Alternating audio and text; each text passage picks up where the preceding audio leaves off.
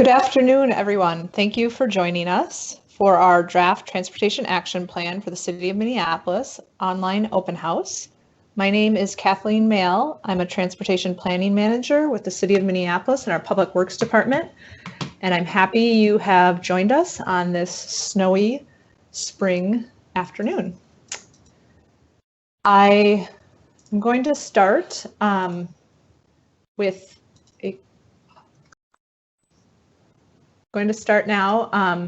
This is an overview. Chris, if you could please advance the slide.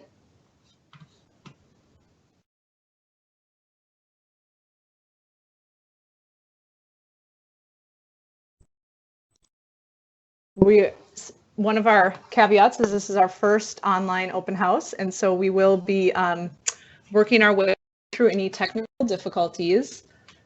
And as we're advancing the slides right now, this is one that we're working with. So here's what we'll be covering today: a little bit of context about our draft transportation action plan, our timeline and engagement, the structure and highlights of the plan, some metrics. We'll be talking through key strategies and more info on how to join the conversation. I will note that I'm joined with about 10 other presenters who will be talking through different periods of the slide. And if Chris, you could please advance the presentation. For those in the audience, I'd like to say that if you're experiencing any technical issues with this broadcast, you can use the comment form on the side of the screen to request help. We have staff on hand monitoring these comments, and they will do their best to help you resolve any issues. If these persist, we will have a recording of this meeting available on our website. There will also be 2 additional online open houses, and we will be happy to take any comments through our website or our email address. That information will be posted in the comment box. We will not be able to respond to emails during this broadcast, and we appreciate your patience and understanding. Look forward to hearing your feedback. One note on COVID-19 and impacts to the draft transportation action plan: all of our in-person engagement has been transferred to online. This is the first one, and there will be 2 additionals, which will be scheduled and posted on our website. Our interactive website remains open for commenting on individual strategies and actions, as well as other components of the plan. And finally, our comment period has been extended through May 22nd and will be continued to be evaluated on an ongoing basis to ensure that we are able to meet the demands of this period of time. Chris, please advance. So in context, Minneapolis 2040 is the city's comprehensive plan, which was passed last year by Minneapolis City Council and adopted as city policy. There were 11 topic areas of that plan, one of which was transportation, 24 related policies to transportation. And through that work, there was really 4 main components or main themes through the transportation that related to transportation. First, related to the environment, reducing the energy, carbon, and health impacts of transportation through reduced single occupancy vehicle trips and phasing out of fossil fuel vehicles. In terms of safety, eliminate fatalities and severe injuries as the result of crashes on city streets. Equity, ensure that the quality and function of the transportation system contributes to equitable outcomes for all people. And multimodal options, to support, build, and maintain a multimodal transportation system that promotes growth in a sustainable manner and prioritizes walking, biking, and transit. So the comprehensive plan, Minneapolis 2040, really defines what we try to do, whereas the transportation action plan defines how we are going to get there. With the transportation action plan, we look at streets as being used for multiple outcomes. The right-of-way, or the streets within our city, comprise 22% of the whole land area in the city. With that, we recognize that streets are places for people, that they're an invaluable asset to leverage for broader citywide outcomes. We aim to have streets reflect our values, and we are looking to create a more sustainable, equitable, safe, and prosperous city. Next slide. The Transportation Action Plan is intended to be a 10-year plan. Minneapolis 2040, that overarching vision, was a 20-year plan, and this is the first 10 years of that.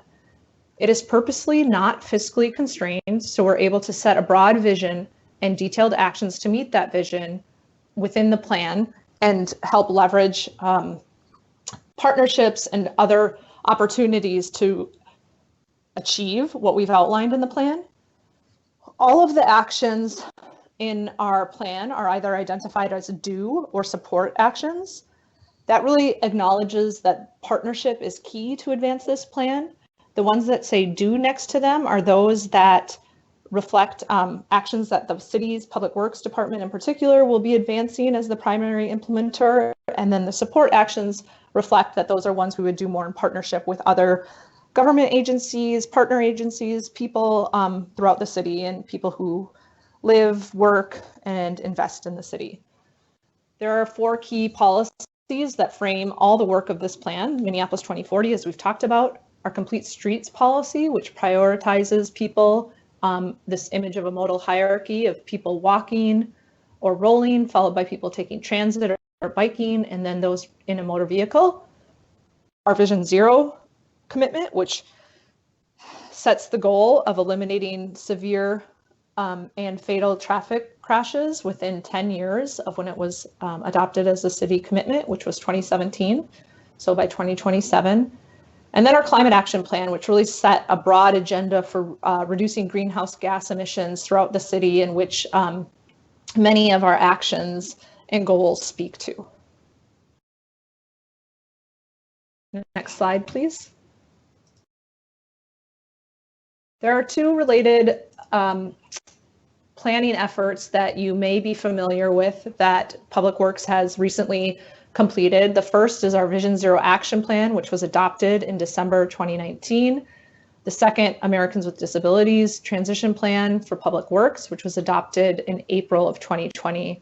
Both of these plans really tie into our Transportation Action Plan. We did engagement through earlier phases of this plan development in unison with engagement for both of these plans. We really worked to filter what we were hearing from the public to the most appropriate place. And you can see a lot of supporting actions throughout all these plans. The things that we outline in the Transportation Action Plan will all comply with our Americans with Disabilities Act.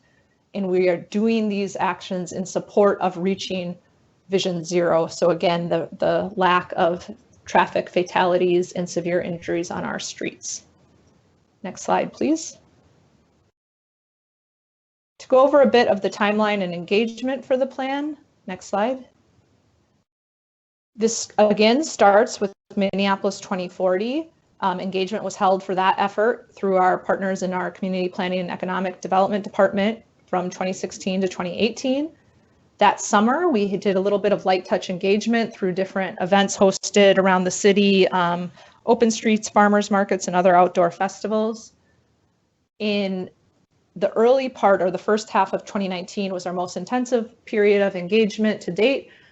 We held a series of events throughout the city. We did open houses, we did workshops with businesses, business community, and neighborhood organizations. We partnered with our Neighborhood and Community Relations Department to host community conversations with different cultural communities.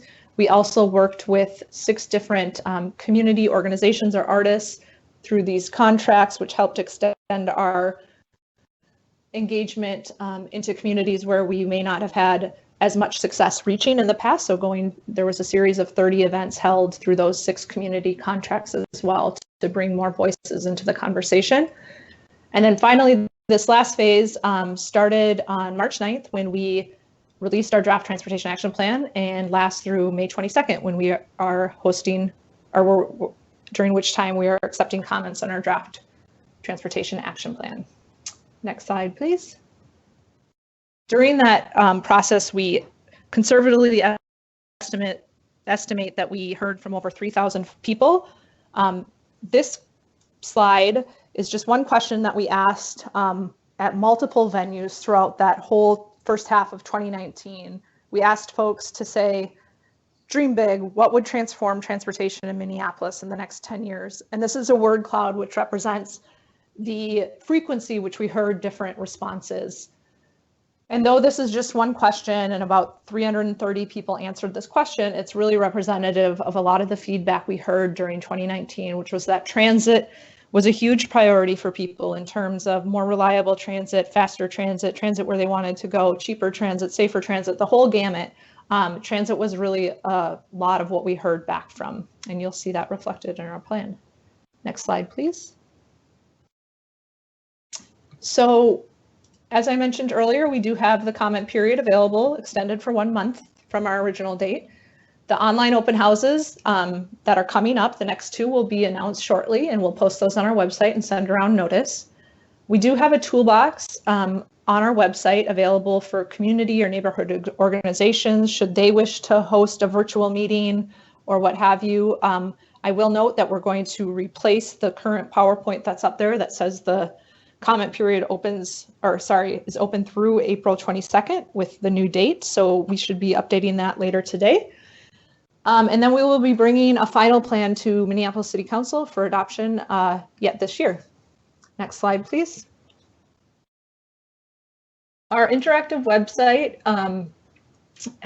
offers a lot of opportunities to comment right on the specific strategy or action that you're most interested in. So here's a screenshot of the main kind of portal interface that you'll see.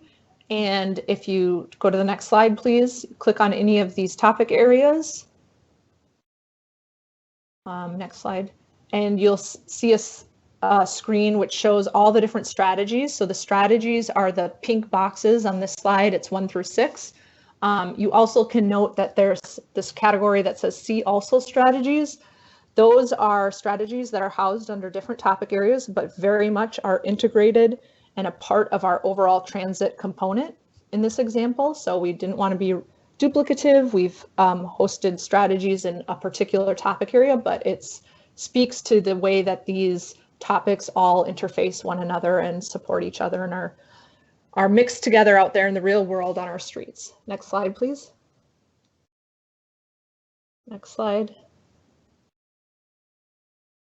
This is an example of when you comment right on that strategy or action, it'll ask, telling you that those comments may be public and your name and zip code. This is for us tracking coverage of where we're hearing from folks, and you can comment directly on a particular strategy or action.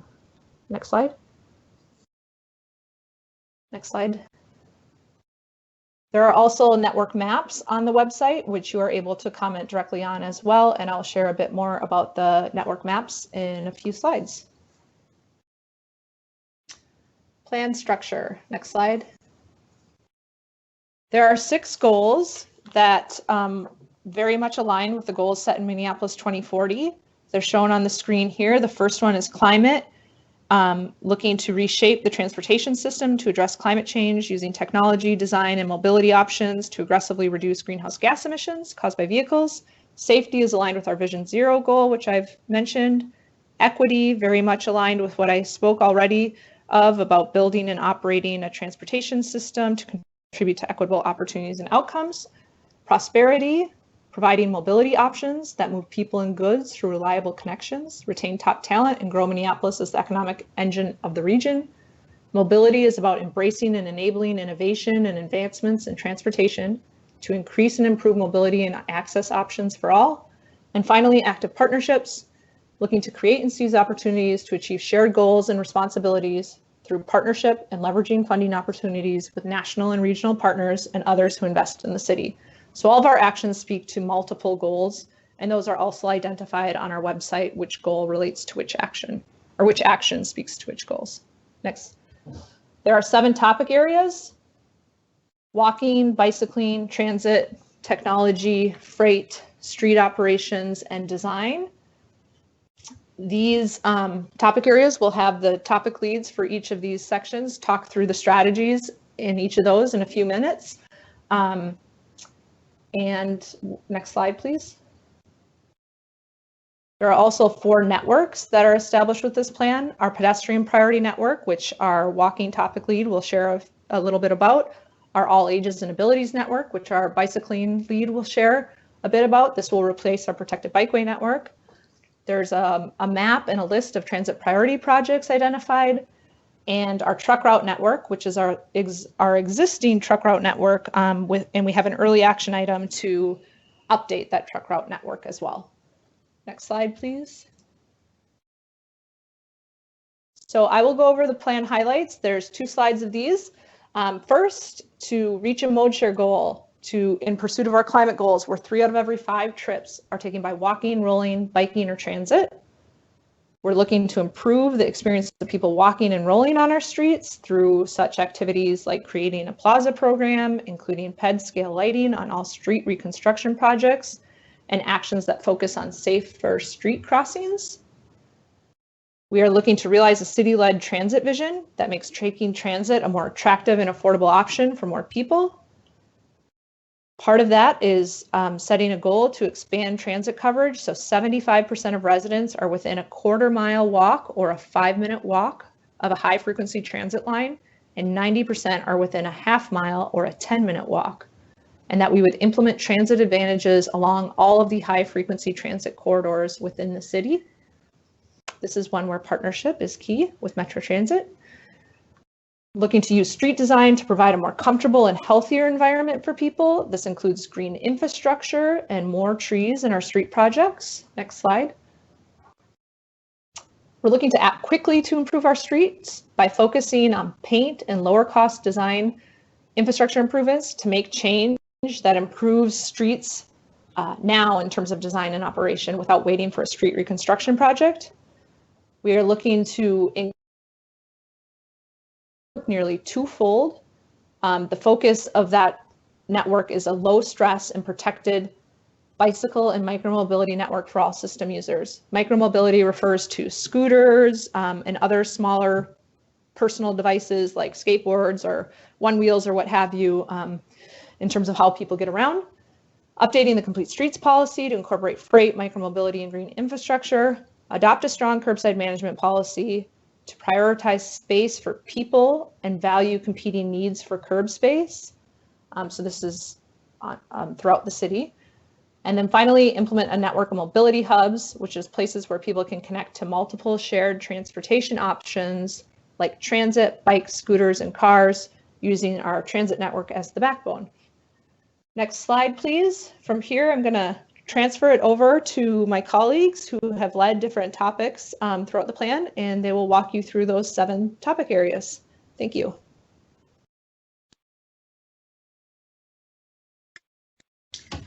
Hello, everyone. This is Kelsey Fote. I'm here to introduce the walking topic. This topic focuses on strategies and actions to make walking a more comfortable, welcoming, and viable option for getting around. The walking topic has 8 strategies, and each of these strategies, as Kathleen mentioned, has several more specific actions contained within it. One of these strategies is to prioritize improvements for pedestrians on a set of streets throughout the city called the Pedestrian Priority Network, or PPN for short. This draft network is roughly 560 miles of sidewalk or 280 miles of streets. It's a network that is focused on streets with existing and planned transit routes, provides connections to areas of employment, higher density residential and commercial establishments.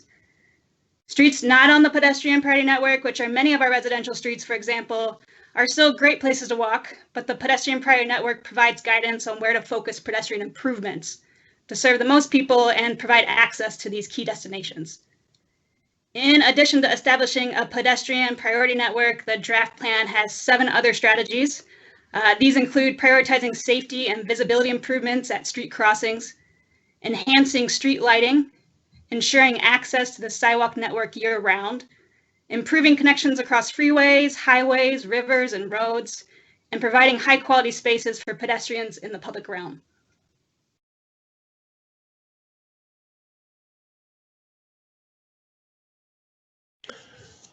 Hello everyone, my name is Matthew Dudall, Bicycle and Pedestrian Coordinator in Public Works. I'm the lead on the planning and micromobility topic, which has 11 strategies. I'll share an overview of the headline strategy for this topic, which is completing the All Ages and Abilities Network, or the AAA network.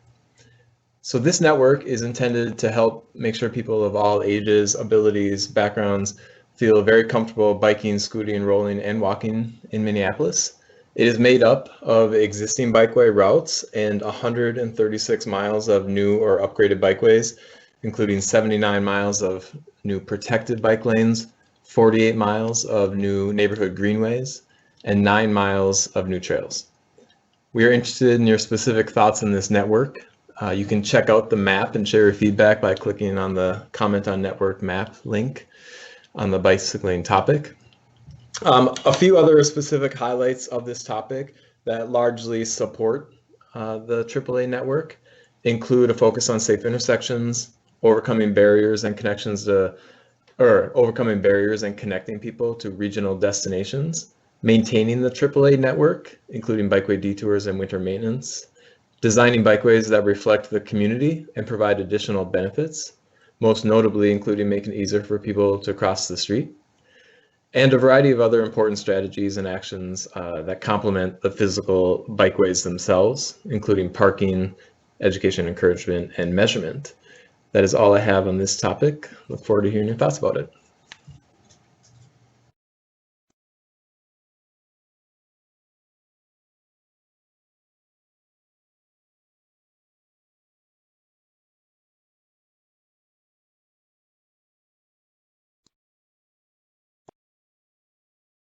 Becca Hughes is the lead on our transit topic area. And I believe that she may be having some technical difficulties. So this is Kathleen again, and I'm going to take over. Becca, let me know if you hop back on. There are a number of transit priority projects identified through the different actions under this topic area, which are all part of our transit priority map. There are 6 strategies in this topic area. The first is to expand access to high-frequency transit corridors citywide. We are also looking to increase the speed and reliability of transit. In particular, several of the actions within this strategy speak to different transit advantages, such as this bus-only lane picture at right on Hennepin Avenue, and looking to expand that as a tool that we use citywide to increase speed and reliability of the transit network. We're looking to increase transit resources and manage our capital investments with transit in mind and how we can improve conditions for transit. The 4th strategy is about pursuing new high-impact transit projects. So these are the bus rapid transit, other neighborhood-based transit pieces, as well as some of the regional larger efforts around light rail and other rapid transit. We're cognizant in wanting to expand multimodal access to transit to make sure that people are able to reach the transit network safely through biking and walking. And finally, supporting efforts to ensure transit is safe, comfortable, and affordable. A lot of actions here are are in partnership with Metro Transit and others in the city, working to ensure that there is safety on our transit system, comfort, and that it remains affordable and becomes potentially more affordable. Thank you. My name is Jasna Hadjic-Stanek, and today I will be covering the strategies outlined in the technology topic of the plan. First, I'm going to answer, what is the technology topic all about? This topic outlines how we will most thoughtfully integrate technology to help us meet our goals when it comes to shared fleets, electric vehicles, which include transit, scooters, e-bikes, and cars, connected infrastructure and connected people, which is the ability for vehicles, people, and traffic systems to talk to one another, and the automation of transportation. So now, to jump straight into our strategies, the first strategy looks at safety and design of our infrastructure and streets to incorporate advanced mobility or serve as a testing ground for future pilots. Our second strategy is something we heard a lot about through engagement, and that's to remove barriers such as lack of smartphone, bank account, or a driver's license to shared mobility like scooter share and bike share.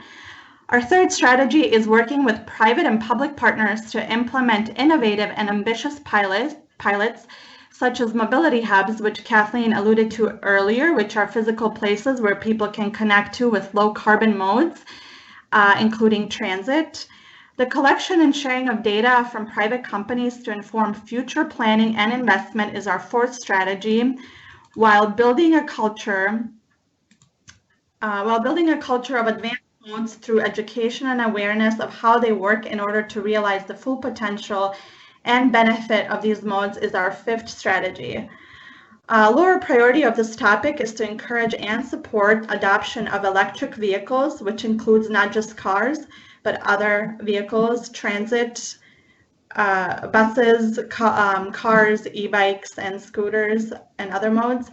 And finally, building internal capacity within the city to advance these new initiatives and get the right balance between providing regulation and support for innovation.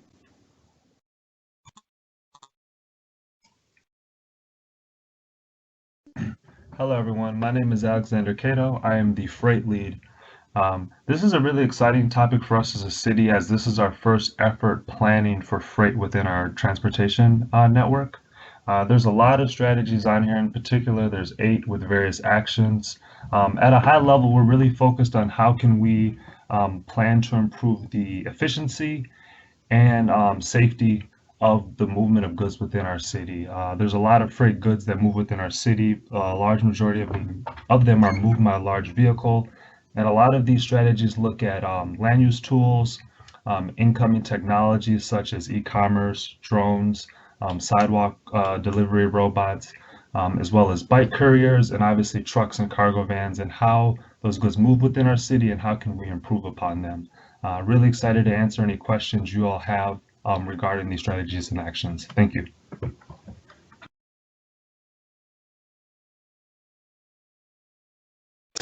My name is Katie White, and I helped lead the street operations development part of the Transportation Action Plan.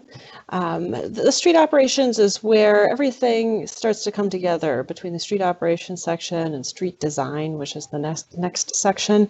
You know, we've talked about these modes and our priorities for the modes within the city, and in the street operations section, we start to talk about what those roles are for each of the modes and how we navigate the very limited right-of-way that we have in the city, and how we want to share that space among all people and all the users along the roads.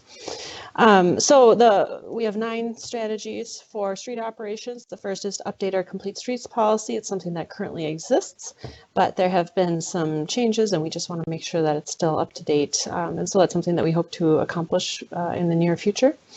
As Kathleen was mentioning earlier in the introduction, we also have a goal to eliminate serious injuries and fatalities along our streets. And so we have some supporting actions to dig down into the causes of those injuries and fatalities, and talk about our next steps there to be successful. We also have some strategies when we talk about planning for people walking, biking, or using micromobility or transit through the street design of our roads and what they look like. And we'll also spend a little bit of time talking about the engagement, encouragement, and education of people walking, biking, and using transit, because we know that engineering solutions alone won't get us there. Chris, thank you very much. Our next strategy is to price the curb and encourage walking, biking, and using transit. Curbside uses have become very important conversations across the city in recent years, and so we're committed to taking actions on that over the next 10 years of the life of this plan. We're also looking to induce regional mode shift. As Kathleen mentioned earlier, we're looking to have a significant portion of our trips through walking, biking, and transit within the city, but we're also looking to talk about a larger picture conversation as well. We want to continue the conversation about traffic signal operations and our complete streets policy. Coordinate with agency partners. Not all streets within the city of Minneapolis are owned and operated by the city. That includes MnDOT, Hennepin County, the university, some other partners. So we have some strategies around those areas. And then we also have some strategies about street detours, which is really nitty-gritty detail work that needs to happen so that we can continue to be mobile, even as we operate in this environment of construction and reconstruction and redevelopment. Thanks. Hi everyone, my name is Ethan Foley and I have been helping with the design section of the Transportation Action Plan. The design section is really how does the things that we've talked about so far, the different ways that people are getting around, the greening that exists in the public realm that helps to manage stormwater and provide a nice environment for everyone. How does the street itself come together from a design standpoint, and how do we work within the constrained right of way that we have to build out and maximize the city's goals within that streets. As was mentioned earlier, our street right of way is a big part of the overall area of the city. And so this is really bringing it all together. A big part of this section is focused on developing a street design guide that informs the planning and design of all future street projects. So this is something that we're working on right now and will be updated and published after the Transportation Action Plan is finalized. And it's really the details about, in constrained right-of-ways, how do we make things fit, or how do we prioritize things and make sure that it can work well for everyone. We're also looking within this section about different elements that relate back to some of the other topics that you heard before. Things on the pedestrian side, like public spaces for street life, from the stormwater management side, like greening the streets, and on the transit side, how are we making sure that we're improving transit operations? And there's also some technical things in here about how we interact with other agencies as well. So this is the last topic within the Transportation Action Plan that we're going to go over to, but we've got a few things before we get into Q&A. Thank you.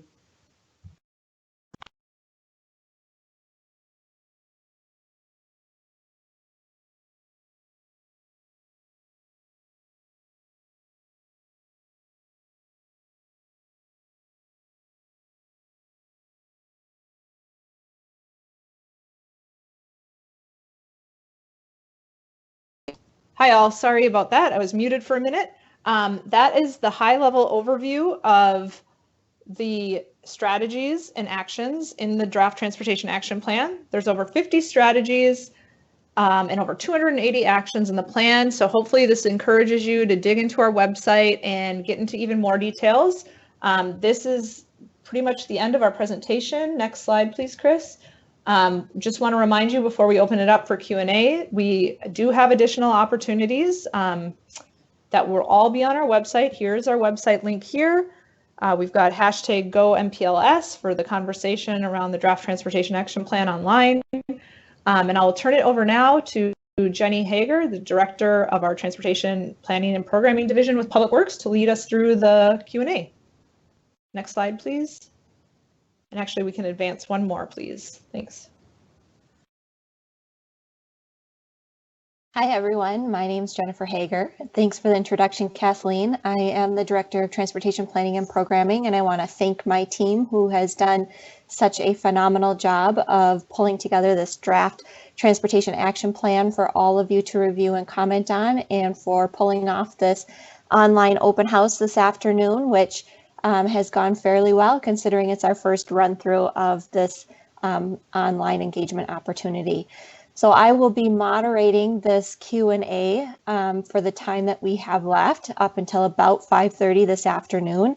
We will do our best to get through as many of your questions as we can during the time that we have left with you. And if you have any questions that we don't get to, or any questions that come up after we close out our time with you this afternoon, please feel free to reach out to us through any of the means that you see up on your screen. Email is probably the best way to reach us, and we will respond to you through those ways. We will be hosting some additional online open houses as well, so please watch our website for that information and those links, excuse me, as we finalize that for you. So with that, let's get started with the questions that have been showing up on our chat board. And the first one is going to go to Becca, who hopefully has come back online with us here and is related to the transit topic. Becca, how are the city, Metro Transit, and Move Minnesota thinking about the possibility that both political support for transit and ridership will not come back strong? Or more optimistically, even if ridership comes back to, say, 90% of previous levels, that will still discombobulate the very fragile financial situation of public transit? Well, this is Becca. Can everyone hear me, I hope? Great. In terms of the relationship between Move Minneapolis and Move Minnesota and Metro Transit, those conversations are ongoing. It's much too soon to understand, the implications to ridership. Clearly, we know now that during this time, ridership has dropped substantially, but we still have goals and objectives that are tied to transit via growth in the city. It's important. We're going to continue to make investments in transit moving forward.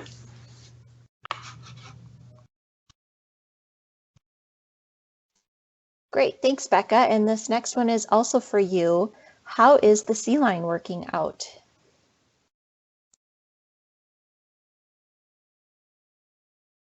Had been up, obviously until recently, and transit performance had improved throughout that entire corridor. So the most recent that I've heard prior to the current situation was that the Sea Line ridership was above projections. Metro Transit was very happy with, generally speaking, the operations for that entire line.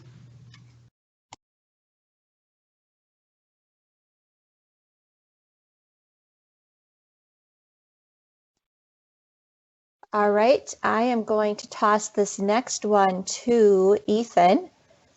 Ethan, what are your main traffic calming techniques and how will you shelter people from inclement weather? All right, I can definitely answer the one around traffic calming. So the city right now is in the folks who maybe have requested a speed hump in their neighborhood because they want slower streets may know that we are currently holding on any speed hump installations, but we are updating our traffic calming policy as part of our street design guide that I mentioned earlier. And that is going to be done in coordination with the fact that we are in the process right now of lowering speed limits across city-owned streets. So the local residential streets will typically be 20-mile-an-hour speed limits going forward. We recognize that we need to support additional traffic calming to reach those speeds. And our local and our arterial collector streets are typically, our more major streets are going to be about 25-mile-an-hour speed limits, typically for city-owned streets. And we also need calming there in some cases. So we're working on strategies really on how do you narrow the streets to right size them, especially in areas where we have less parking demand for those local residential streets. And in the meantime, how do we prioritize those investments? In terms of inclement weather, hopefully people will wear the right clothes. And this next one goes to Matthew. Matthew, electric scooters are dangerous. Will they be banned from streets? Yeah, so I would say that we do not currently have plans to ban them from the streets. We are doing a lot of work to set regulations and work with companies on placement of scooters and things like that. But I would say that we are more interested at this time in developing and implementing infrastructure that makes people safe while they're walking, biking, and rolling. So that's how I would answer that one. And this is Ethan. I'd add something in just from a Vision Zero perspective around our effort to eliminate traffic deaths and severe injuries on our streets. We haven't had that many reported scooter crashes in recent years, although we continue to monitor those closely. And as Matthew mentioned, are working with companies to make improvements. So we do have additional strategies related to that in our Vision Zero action plan and are mindful of that as it comes into the streets. Thank you for that, Ethan. Kathleen, I am going to give you this next one. Can you please tell us what the city's current mode share split is? Absolutely. So our current mode share split, 15, so this is all trips. Let me start by preface with a little bit of background here on this data set. So this is all trips that either start or end in Minneapolis. So if you start outside the city, travel through Minneapolis and end somewhere else, you're not going to get counted in this data. This data is taken from Met Council's travel behavior inventory, and it's 2010 data, which we recognize is a little bit old. The Met Council is on the brink of releasing new data, which we note in our plan, and we say if we see a lot of drastic changes, we will look to reevaluate this with the final plan. But currently, walking accounts for 15% of all trips, and we are looking to bring that up to 25% of all trips. Biking is 4%, and we are looking to make that 10% of all trips, and this is by 2030 again. Public transit, which does include 2% of trips by school bus, is currently at 13%, and we're looking to bring that up to a quarter, 25%. Multi-occupancy vehicle, 25% currently, or 2010, I should say, looking to decrease to 20%. And then driving alone, 43% in 2010, and a goal of 20% in 2030. So altogether, to summarize, that's bringing our mode shift to 3 out of every 5 trips taken by walking, biking, or transit within the city of Minneapolis. Thank you. Alexander, this next one is going to go to you. It's not exactly in the form of a question, but I think you can comment on it. Yeah, sure. Incorporating complete streets policy doesn't seem compatible with updating freight. Can you please comment on our plans to update our complete streets policy? Yeah, sure thing, Jenny. So what we're looking at with freight is to better integrate it into the complete streets policy so that our roadways still accommodate the most vulnerable users, which are pedestrians and cyclists and transit users, but still allow for freight movements to happen within the city. So thinking about curb radii, curb cuts, things like that, and ensuring that all those uses still function in a cohesive way while still maintaining the safety of the most vulnerable users, which are peds and cyclists. Thank you. This next one is going to start with Kelsey. Kelsey, will you personally, Kelsey, will you be eliminating right turns on red, which has increased pedestrian danger? I don't know if I'll personally be doing any of that, but it's certainly an action that we have outlined in the plan to evaluate different ways to improve safety at intersections. And we have one specifically on operations at intersections. One of the potential things that we could do is a no turn on red type of change. I think that the plan outlines a good way forward when looking at the specific context and the data that supports those types of decisions at particular intersections across the city.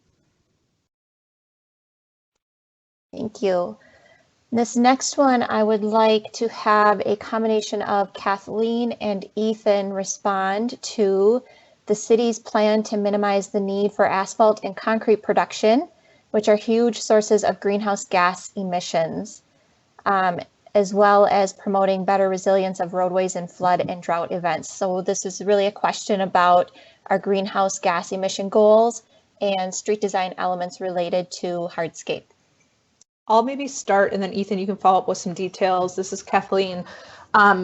As Ethan briefly mentioned, we are updating our street design guide in tandem with our transportation action plan. They're not going to be, it's not being on the same timeline. The draft transportation plan is out there, but this will replace our street and sidewalk design guideline, and this will really purposely comes after the passage of the TAP to then put into design like our starting point for our street designs on how we incorporate this draft or this transportation action plan into street design. So working out the technical details that reflect those actions and strategies Ethan was talking about incorporating stormwater infrastructure, increasing green, decreasing the amount of impervious space.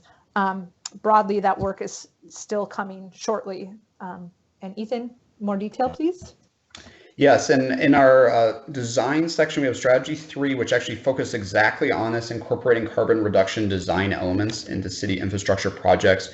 And in addition to what Kathleen mentioned, we also will continue, we have an action to continue to test and evaluate new and emerging techniques in pavement materials and other things to increase longevity and reduce carbon footprint.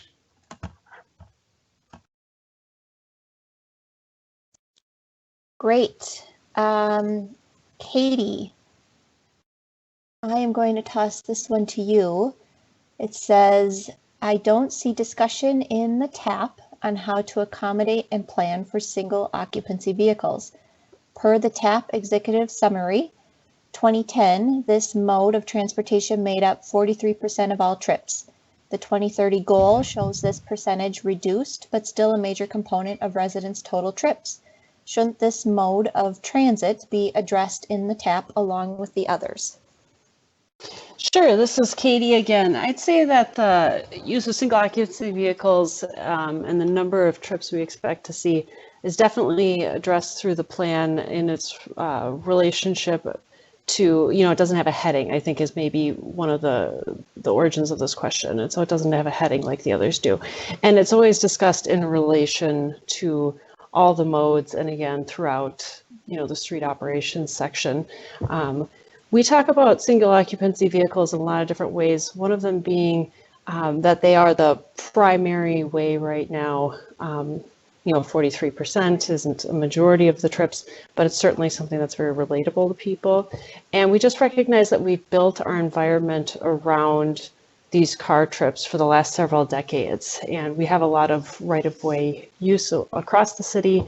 And that's generally where it's been sent to is for automobiles, and many of them single occupancy. And so when we look ahead to the next 10 years, we're looking at reducing the number of those, as the commenter noted, from 43% to 20%. And that's intentional. We recognize that automobiles aren't going away and we want to accommodate their continued use. There's nothing in the plan that says we aren't going to do that, but we want to say that at the same time, we want to make it's safer for people who are walking, rolling, using transit, biking, using micromobility, and that the two can coexist. But it's harder for those modes to coexist with automobiles today. And so that's what we're doing in planning for the next 10 years, making it easier to coexist.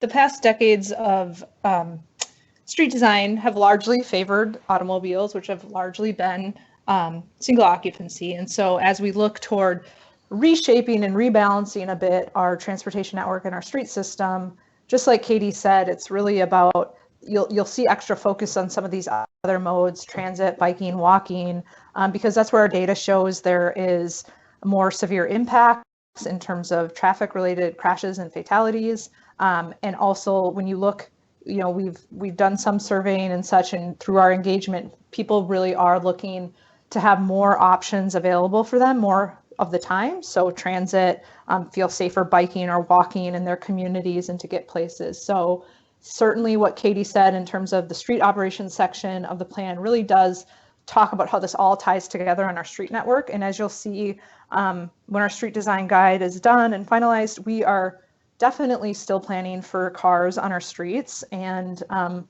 that is not going away as an assumption by any means. We are just looking to really balance out our street space and priority in order to make more options more available to people more of the time. And I'm sorry to jump in again, Kathleen, but I want to echo something that you've stated from the second round of engagement that you hinted at earlier in the presentation, that we asked people how they get around today, and a lot of folks said using a car. And then we asked people, how do you want to get around? And the answer there was more than 50% of the people chose an answer other than using a car. Thanks, ladies. The next one is going to go back to Becca on transit. On slide 27, what does, quote unquote, increase transit resources and manage capital investments mean?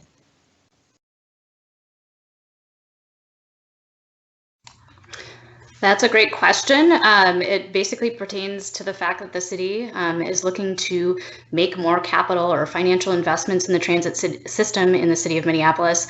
When I was speaking before, but my audio had actually cut out and Kathleen sort of filled in on the transit piece.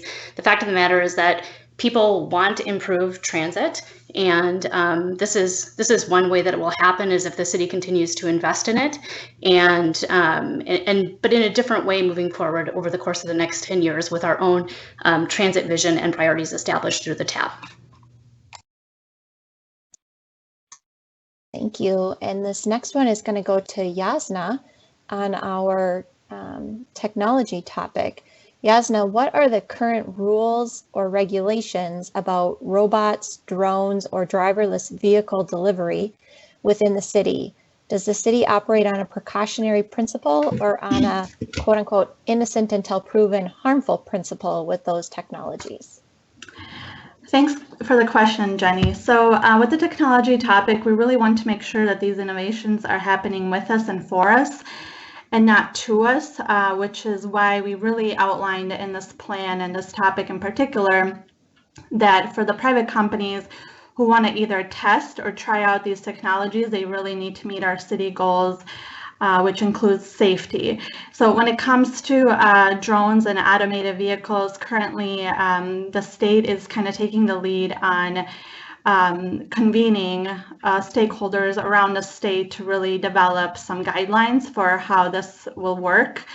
And then also cities are a part of those conversations, and they are saying, here's what we want these companies to meet on our streets, and we want them to, whether it's to meet our city goals, we are certainly open to having these technologies tested on our streets because that's how you get to innovation.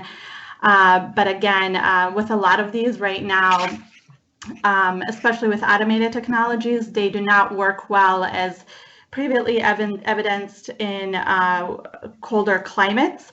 So a lot of the testing is being done in warmer states.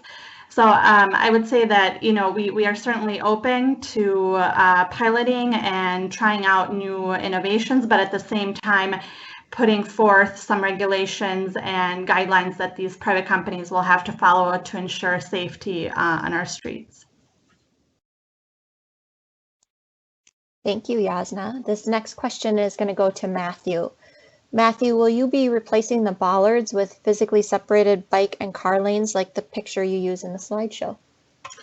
So this is a great question, and it's similar to another one that I saw in the chat, asking about bollards in a different way. And one thing I'll say about our bollards is we use them to physically separate moving travel from biking in the street. And we know that the bollards don't physically prevent a car from going in that space, and we know that they get hit and we replace them.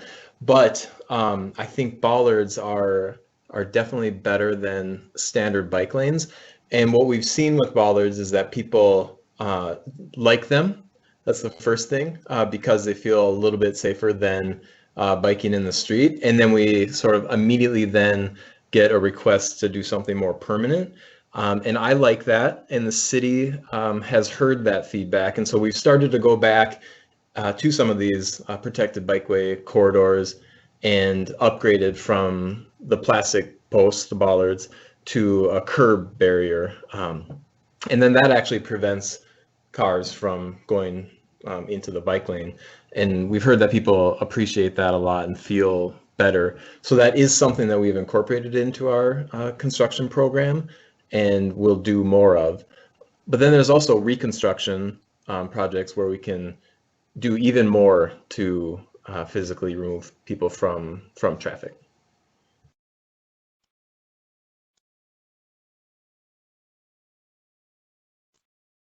Thank you.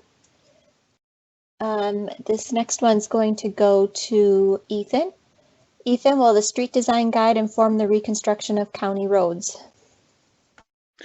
Yes, so the street design guide is intended to reflect the city's priorities in bringing all these goals together, and we want to use it as the starting point for our conversation with our agency partners, including the county. That said, the county maintains jurisdiction over their county roads, and we are a partner with them on that. Great, thank you. Let's see, I think this next one can go to Kathleen. Given that private cars account for approximately 33% of greenhouse gas emissions in the US, why is the mode share for single occupancy vehicles so high? Shouldn't it be less? Well, so there's a couple ways to think about that question. And one is that what we are proposing in 10 years is a dramatic shift. So while it may not be what some people want to see in terms of, say, I don't know, a lower number, it is still a pretty dramatic shift. So it's going from 43% to 20%. There are a lot of reasons why, for say a particular trip or a particular person, that is a mode that makes their life work. And there's other strategies that we have as well, or actions within the plan related to electric vehicles and promoting and incentivizing electric adoption that can work in tandem with, say, this mode shift goal and bring down our greenhouse gas emissions. So, you know, just because this is the 2030 goal, 10 years out, doesn't mean that that's the end. And, you know, the Transportation Action Plan, there'll be a 2040 one, right? And then there'll be a 2051. And so we recognize that for some people, this isn't fast enough. For others, it's way too fast. And this is something that we've put out there as a goal, and we're working to really make, again, those options and make it more attractive, more convenient, more safe for people to take other modes. And just because it's a goal out there doesn't mean we can't overshoot it, right? If people do change their modes and change their patterns, that's good. You know, I think as you can tell from the actions throughout the document, we're serious about trying to meet that goal, and it's going to require a lot of different types of changes. And we've outlined them here, and we will be reinforcing them with the street design guide. So, you know, I appreciate the question, and hopefully that answer sheds a little light on where we're coming from with that. Thank you. This next question goes to Alexander. Alexander, does freight planning look at how unsustainable our overall production and movement of new goods is, and how any goals in line with climate will require us to move or ship a lot less, just in terms of the volume of goods? Yes, Alexander here. Yeah, there's a lot of goods that move in the city. It is a challenge. We are starting to think about how can we make the movement of goods more sustainable from an environmental standpoint. Some of our strategies and actions look at encouraging smaller breakdowns of loads. So breaking down large vehicle loads into smaller vehicles such as cargo vans, bicycle couriers, and things of that nature. Also looking at a low emission zone where we'd be potentially prohibiting larger vehicles with high emission ratings from entering. So we are absolutely looking at how to make reduce the environmental impacts of freight goods movement and to make it more sustainable. Thank you. Next question, back to Becca on transit. What commitments does the plan have to increasing signal priority for BRT and light rail to make them operate faster? Thanks, Jenny. That's a great question. That's actually something that we currently do. We have a strong commitment in Public Works to making sure that we have signal priority or preemption, depending on whether that's LRT or BRT in the city. There are other transit advantages that we also employ for these corridors that are high frequency transit. Those are just two in terms of signal improvements, but we look at queue jumps. Obviously, we've implemented and tested some bus lanes as well in the city that also function as dynamic lanes on occasion. So there are a lot of different transit advantages that we employ, and we are committed and have been committed to that signal technology as part of those projects. Thank you. And this next question is going to start with Kelsey and then go to Matthew. And it's in honor of the winter weather event we just went through. So what are the plans to provide winter maintenance for the pedestrian priority network and the all ages, all abilities bicycle network? Kelsey, we'll start with you. Thanks, Jenny. I'll say that there's a number of actions within the winter strategy for walking. Many of these are building upon earlier work we did in 2018 on a study called the Minneapolis Pedestrian and Bicycling Winter Maintenance Study. We've dialed down further into some of that information that we pulled from that study to create a fairly long list of actions to work through to enhance the conditions throughout the winter for pedestrians. As many of you know, the current ordinance looks to property owners to clear the sidewalks of snow and ice. And we have used several of these actions to expect more from those folks and also follow up to make sure that that work is being done and communicate to the public when that work is being done through our typical channels. I'll add for the bicycling strategy that we have 11 actions under strategy 6 regarding maintenance of the all ages and abilities network. I'll highlight a few of them that I think are exciting and really important. So 6.2 is require low-stress bikeway detours or temporary bike lanes in places of the general travel lanes when there's construction impacts. So that's one thing I think we can improve on over the course of this plan. So whenever the street is impacted due to construction, whether it's development, utilities, or our work, thinking how do we provide a safe, comfortable place for biking through that space. And then the other one is related to our plans for neighborhood greenways, which are bikeways on low volume, low traffic residential streets throughout the neighborhoods in Minneapolis. And so we want to determine the best way to ensure that those corridors have the same level of service as trails and protected bikeways, which currently we have a level of service to clear those within 24 hours of the end of a snowfall. So those are just two that I would highlight, but there's others, and I would encourage you to take a look. So I do want to note that we are at time for our meeting today. There are many, many questions that we did not get to today, and I want to thank everyone who participated in our online open house for submitting those questions and apologize for the fact that we did not get to all of your questions. But as we did note at the beginning of our Q&A, there are many ways for you to contact us and to get the answers to your questions. Staff are available, and we will continue for the next 10 minutes or so to answer as many questions as we can continue to get to here in the next few minutes if you're available to stay with us. And then, as I noted, you can follow up with us afterwards. Email is the best way to reach us. So with that, I will say goodbye for those who can't stay with us, and then we will continue for the next 10 minutes or so and answer a few more questions for those who can stay with us. So the next question has been asked a couple of different times in a couple of different formats here, and I'm going to toss this one to Katie. And it has to do with car-free streets or banning cars in the city. Katie, do you want to take that response? You know, I can. Otherwise, I might ask Matthew to step in, depending on the question. So it's whether the city has any plans to ban cars from our city streets. And so, so I think there's some actions around looking at a few segments of city streets in the street operations, but you guys can decide how you want to answer that one. Yeah, sure.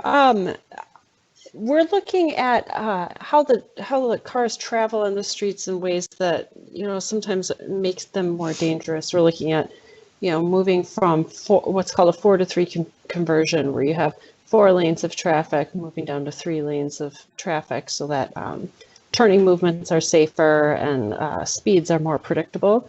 So that's something. It's not banning cars, but it's certainly helping to make the traffic move more predictably for all users and create a safer environment. So that's something that we're looking at. But I think in Matthew's section, correct me if I'm wrong, there's a conversation about neighborhood greenways, and I'm wondering if now's the right time to talk about that. Yeah, I'd love to. I think this is a good question for that purpose. So we're using the term neighborhood greenway, and that is new in the Transportation Action Plan. The 2011 Bikeway Master Plan that we had preceding this had a concept called bike boulevards. And so the bike boulevards are lower volume, low traffic residential streets that usually connect busier areas of the street or of the city or parallel a highway or some very busy street like in Central Ave in Northeast. And so they're very similar to bike boulevards for that reason. One of the things that neighborhood greenways will take a look at would be to reduce the street either by half or fully remove the street. And so I think that's why we're talking about this in the ban cars segment. Although we may not fully remove the street in all cases, but there will be a lot of opportunity to reduce the street width and provide space for people to walk and bike. This is Kathleen. One other piece to add to that is in our design section under foster vibrant public spaces for street life. We do have an action about exploring opportunities for car-free streets. And so there are a lot of legal and technical things to look at in terms of access and what sort of access different frontages have. So that is in there as kind of opening the door, you might consider, to that conversation in a way that is a formal way. So wanted to add that. Great, thank you.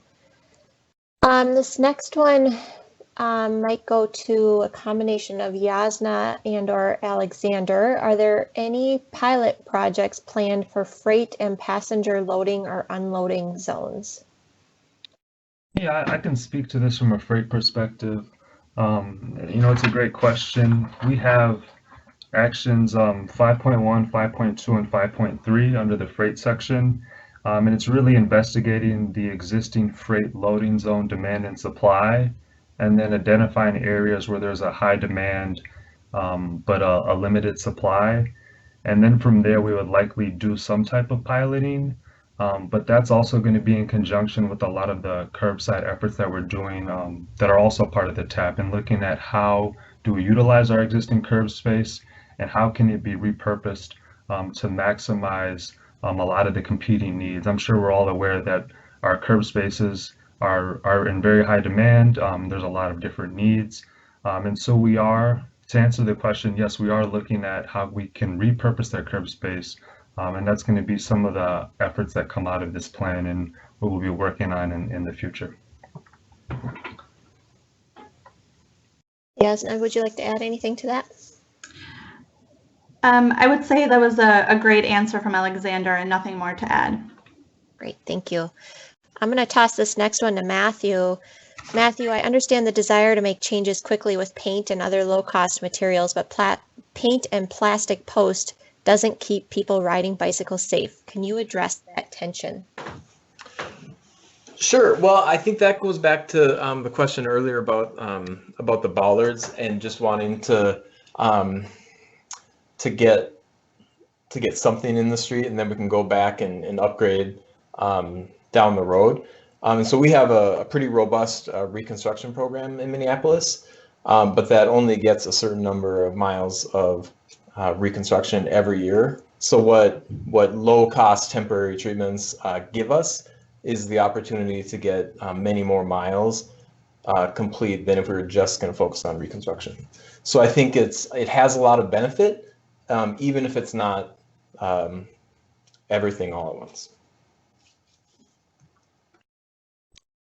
Thank you. And this next one, Kelsey, how were the streets in the pedestrian priority network determined? Great question. We went through a pretty long process of quantifying a number of factors that we felt were important for pedestrians, and used a pretty good group of both staff, but members of our pedestrian advisory committee and our Minneapolis advisory committee on people with disabilities, as well as some of our partner agencies, to come up with these factors. We crunched those numbers and made a few adjustments, and you get the network that we're proposing today. Just to talk through a few of those factors that we used some equity scores or equity criteria, such as low income populations and vehicle availability. Places where pedestrian safety issues were known, so streets on our pedestrian high injury network. Some places where we knew there are barriers for pedestrians, like highway entrances and exits, and a number of land use or pedestrian generator data, such as schools, parks, places where you can buy healthy food, places where there's senior and public housing available, just to kind of connect the dots across the city and try to make a network to connect people to those places.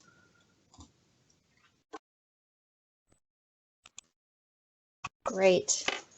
Well, thank you, team. I want to thank everyone out there who joined us online as well.